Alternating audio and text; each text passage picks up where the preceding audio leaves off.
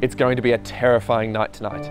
There'll be bogies and monsters and creeps and chills, and if you're lucky, or unlucky, you might just experience the rawest of human emotions, fear. But what is fear?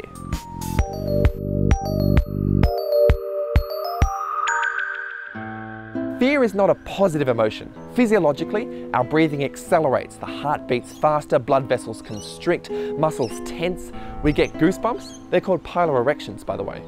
There's also some less outward effects like increased blood sugar and white blood cell levels. And dyspepsia, the butterflies in your stomach feeling. Yes, it's a real thing. And yet, we seek out fear. The physical effects of fear are what we would commonly call the fight or flight response, and it's lightning fast. A normal human reaction is around 250 milliseconds, but our body starts to respond to a threat in less than half that. First, our brain processes stimulus in the amygdala, then the hypothalamus.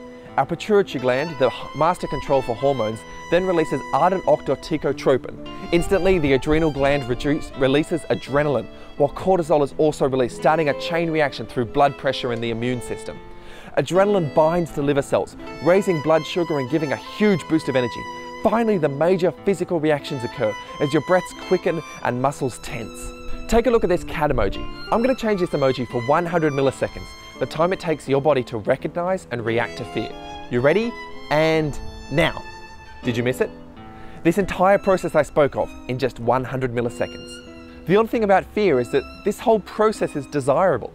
When it's not a truly threatening situation, our reactions to fear are pleasurable, euphoric. Think horror films, roller coasters, or skydiving. When a threat isn't real, your brain has a natural high. Neuropsychologist David Ziad studied this in 2013, finding that autoreceptors, molecules in our brains that help regulate hormone production, can vary between people. For some, this meant adrenaline and dopamine would continue at higher levels for longer. The person gets a bigger kick from the same fright.